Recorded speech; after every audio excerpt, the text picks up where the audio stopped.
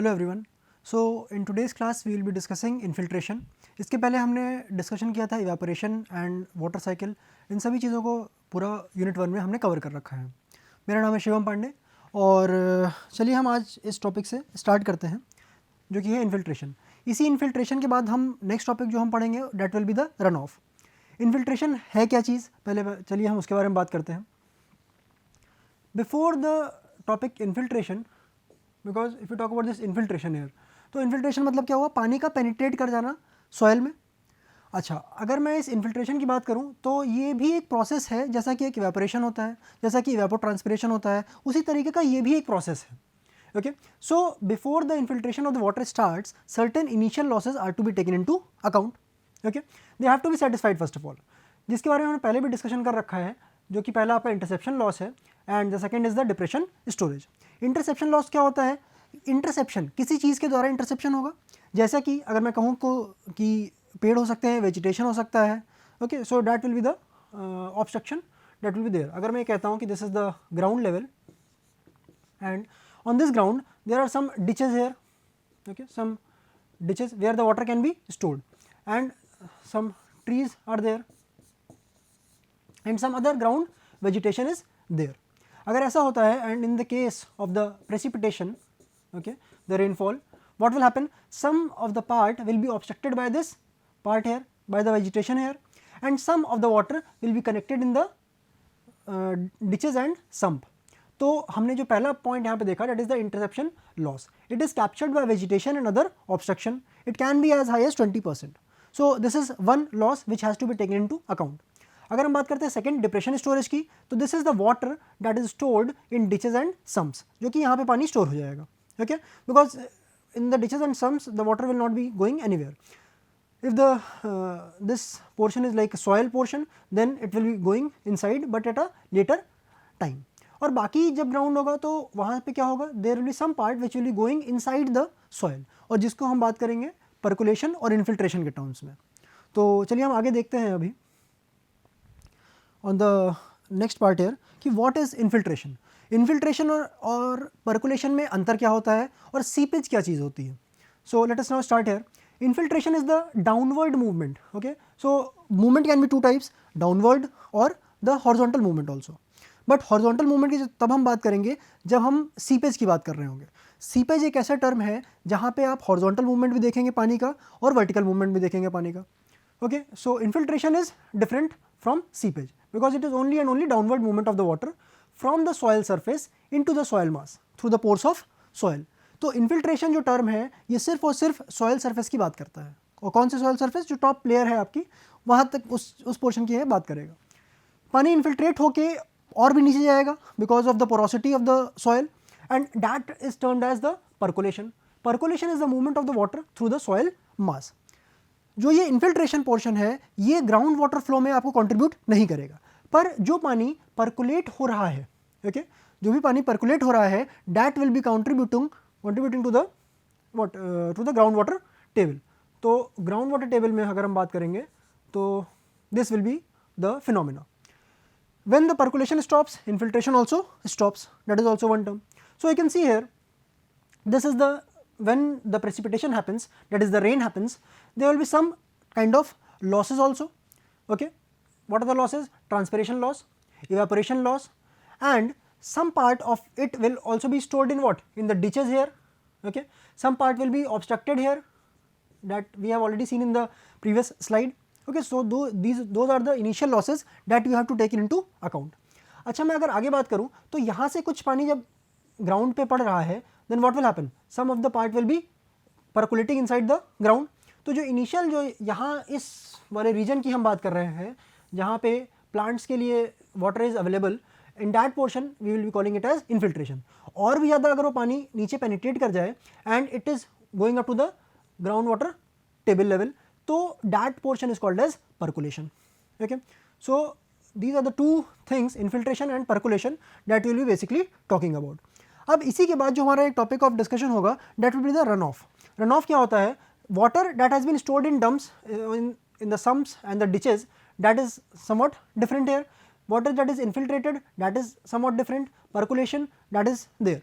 but some part will be there which is on the ground, and that portion will be running off due to the slope of the ground basically. So this runoff will be the portion that we will be studying in the next topic.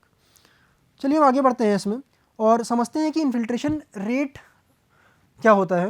Okay, because infiltration rate is something कि time के हिसाब से, time के respect में अगर हम देखें तो किस तरीके से इन्फिल्ट्रेशन वेरी करेगा. इनिशियली अगर मैं बात करूं तो initially infiltration rate is very much high, but कुछ समय के बाद क्या होता है, the infiltration rate becomes constant. और जो कांस्टेंट है वो कितना है, आप देख सकते हैं कि ये कांस्टेंट वैल्यू आपको दिखेगी यहाँ पे. So that is the value. अच्छा, यहाँ पे एक चीज़ और समझिएगा कि अगर मैं बोलना चाह रहा हूँ कि स्टार्टिंग में तो इन्फिल्ट्रेशन रेट बहुत ज़्यादा हाई है, तो आप इसको इस तरीके से समझ सकते हैं कि if there is a container जिसका कैपेसिटी इज़ 100 cc, है ना, लेट्स से 100 ml का इसकी कैपेसिटी है इस कंटेनर की.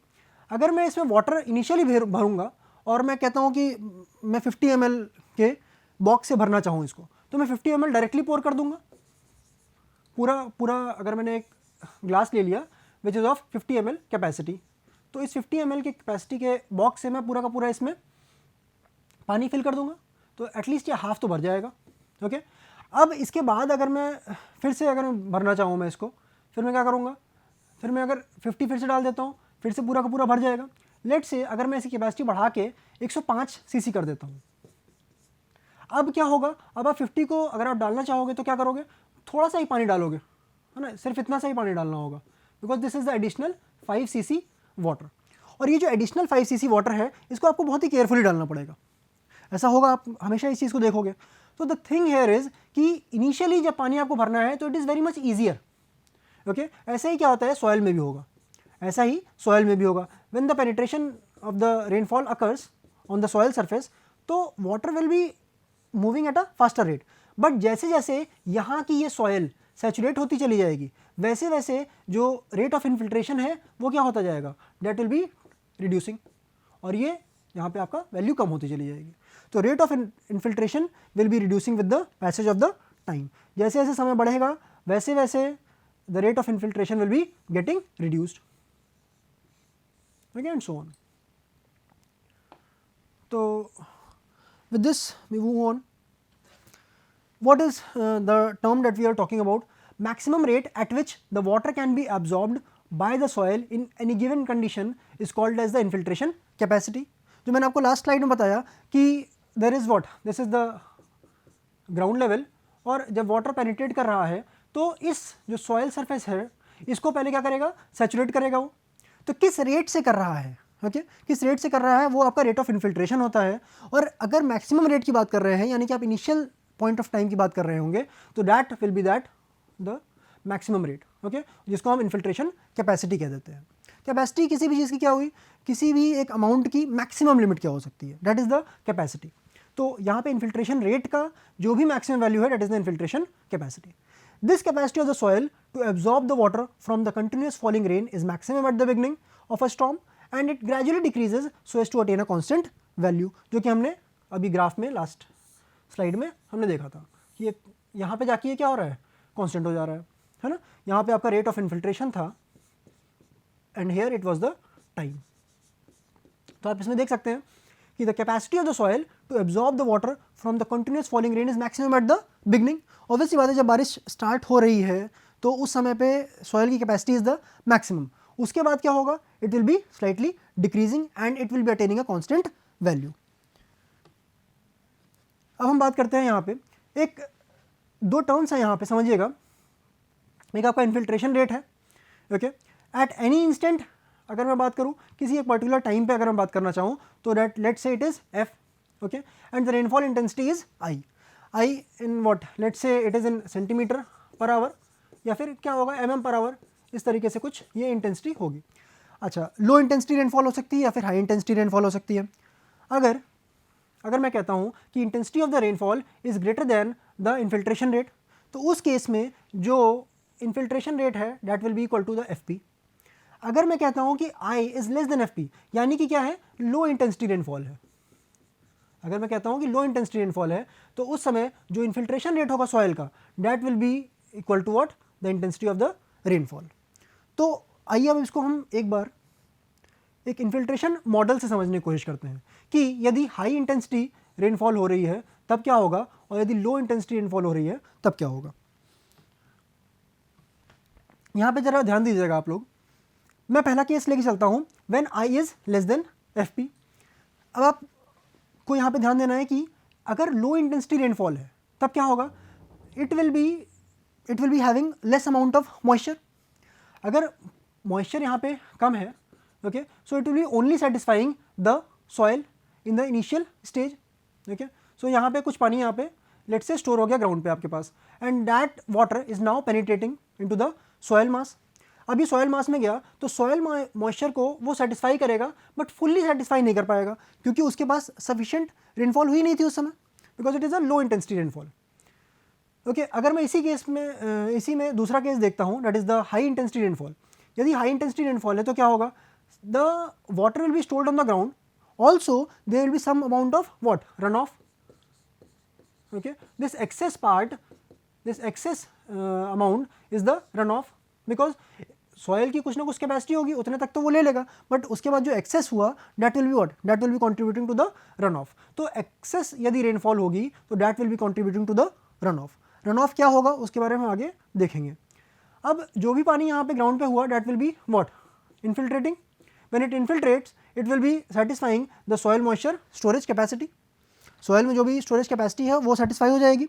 उसके बाद जब ये सेटिस्फाई हो जाएगा ऊपर वाली लेयर का, देन उसके बाद the water will be start to percolate, and when the water starts to percolate it will be reaching the ground water table level, okay, and then the ground water will be satisfied, okay. The ground water table will be improved in a much better way.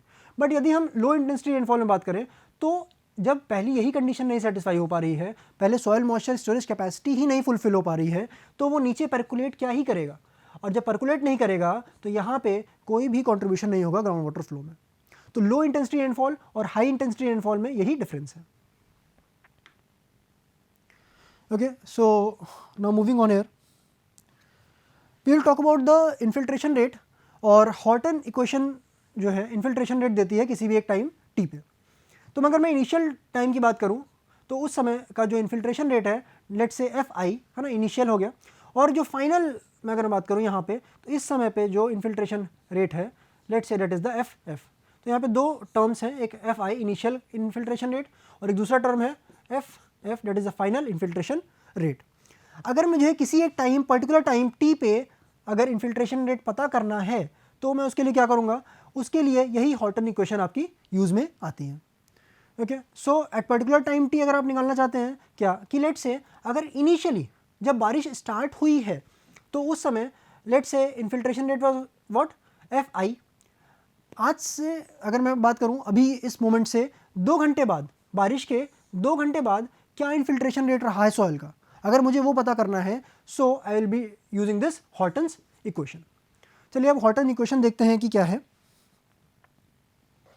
Horton equation is basically telling you what is the infiltration rate at any instant of time t, okay। अब ये ft क्या है, ft is equal to ff plus fi minus ff into e की power minus में kt।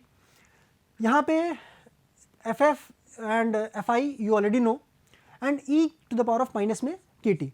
t is the time जिस time पे आपको पता करना है, okay, and k is the Horton's decay coefficient which depends upon the type of the soil. Why we are taking this into picture?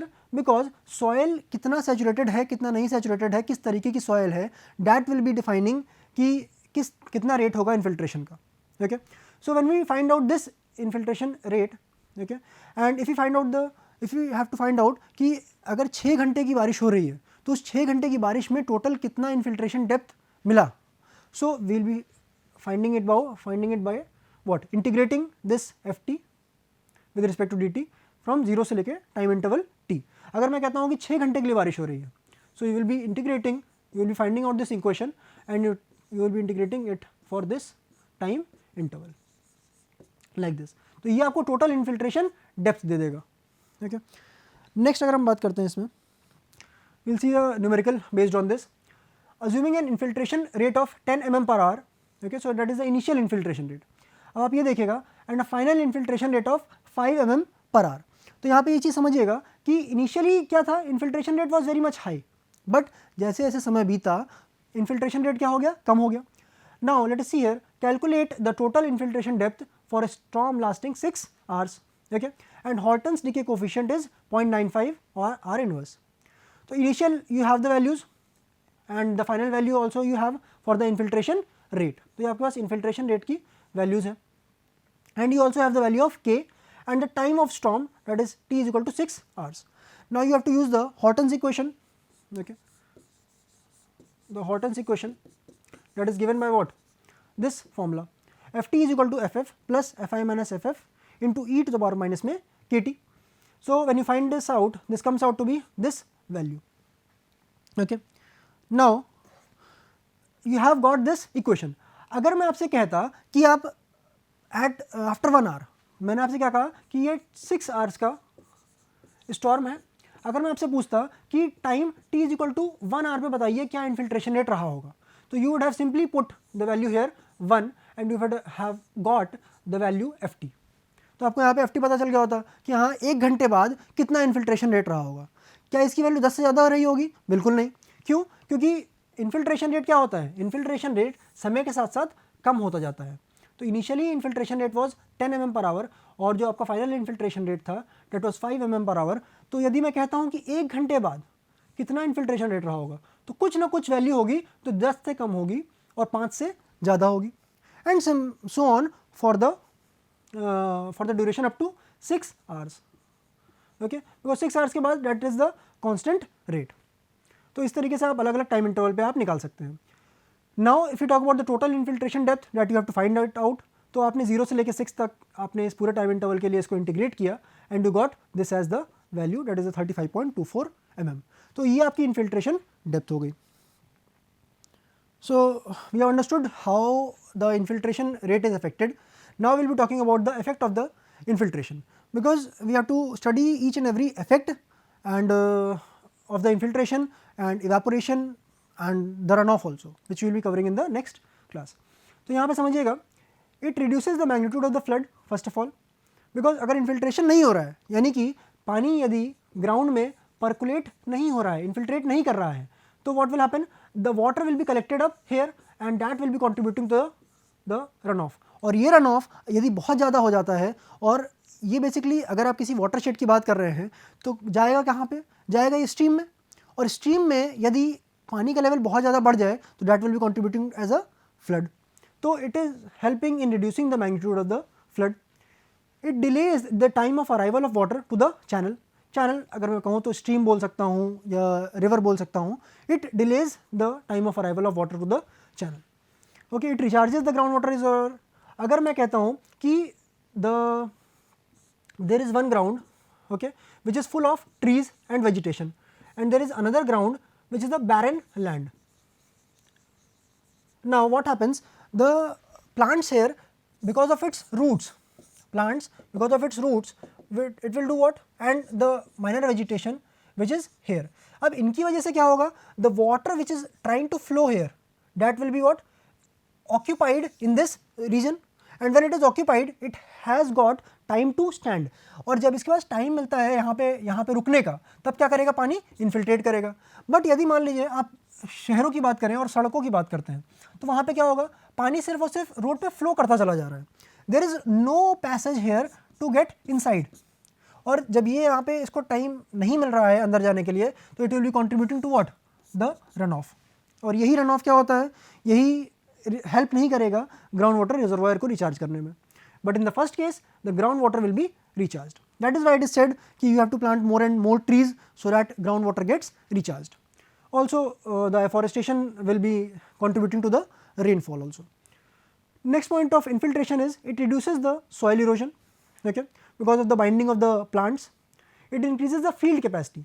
Field capacity क्या होती है, अभी आप यहाँ समझिएगा कि किसी भी प्लांट को ग्रो करने के लिए यदि हम पानी की रिक्वायरमेंट की बात करते हैं, तो this is the maximum value that is there. इसके बारे में हम इरिगेशन में जब हम नेक्स्ट यूनिट में पढ़ेंगे तब हम इसके बारे में समझेंगे.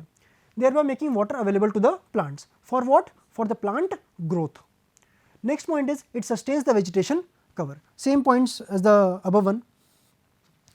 अगर मैं बात करता हूँ कि इन्फिल्ट्रेशन कैपेसिटी को कौन कौन से फैक्टर्स अफेक्ट करते हैं, तो आप यहाँ पे समझिएगा, first is the rainfall intensity and duration, जो कि हमने कहाँ पे देखा, हमने अभी इसको समझा था इन्फिल्ट्रेशन मॉडल से, ओके, जहाँ पे हमने बात करी थी एक लो इंटेंसिटी रेनफॉल की और एक हाई इंटेंसिटी रेनफॉल की। Next is the soil permeability and characteristic. अब आप इसको खुद ही एक एग्जांपल से समझ सकते हैं कि यदि सॉइल क्ले है तो it will be having somewhat different permeability, and यदि यही सॉइल क्या होती है, सैंड होती है, तो it will be having some different permeability. तो based on the permeability the infiltration capacity will also be affected.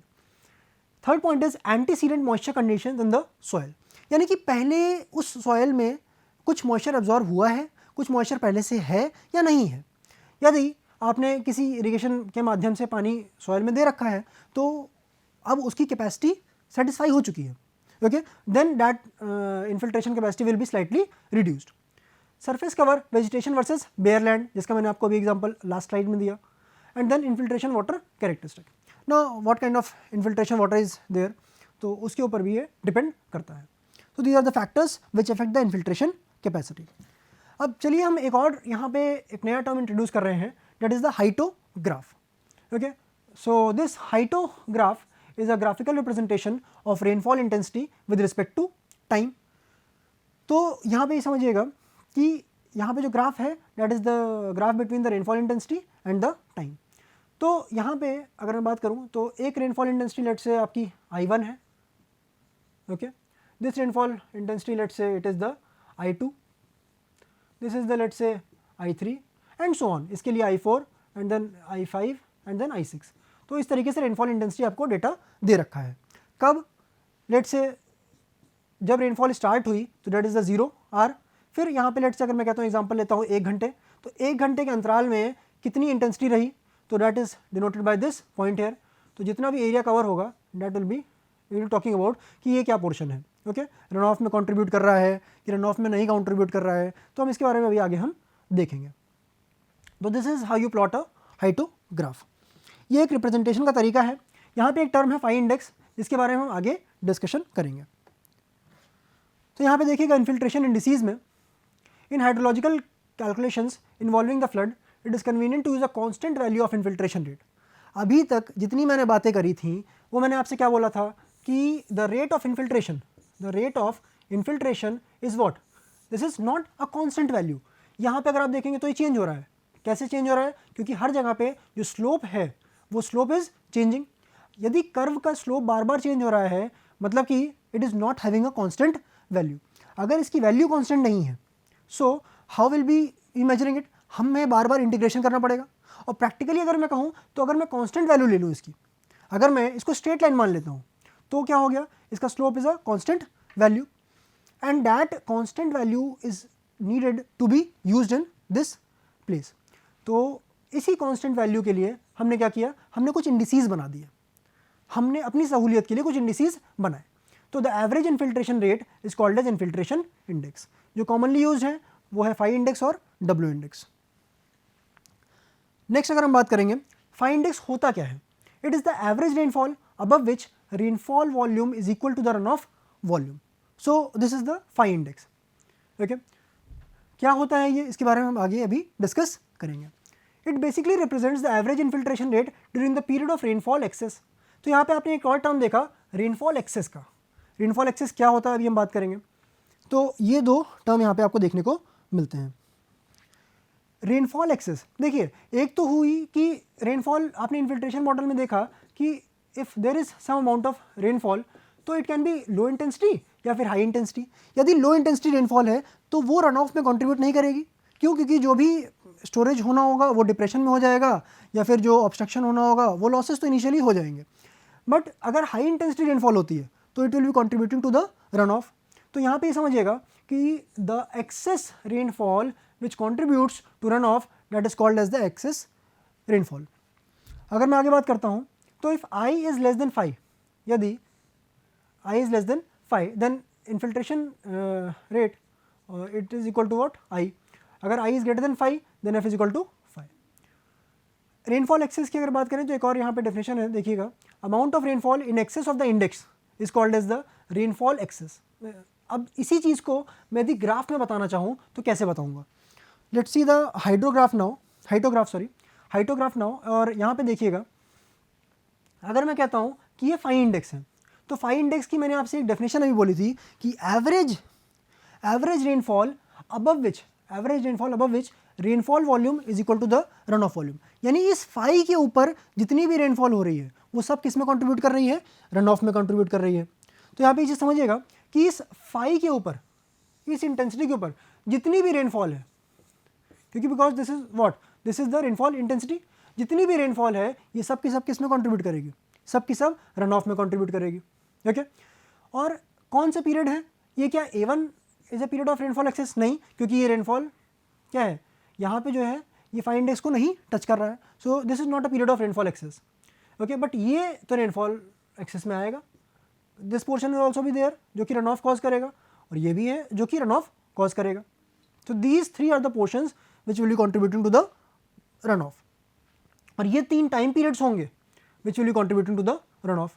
तो this phi index is equal to what, A2 + A3 + A6 upon T2 + T3 + T6। तो हम इन्हीं 3 periods को सिर्फ consider करते हैं when we are talking about what, when we are talking about the phi index, because यही 3 हैं जो रन ऑफ में कंट्रीब्यूट कर रहे हैं। बाकी 3, this A1 is not contributing, A4 is not contributing and A5 is not contributing. तो हम इन तीनों को नई पिक्चर में लेके चलेंगे।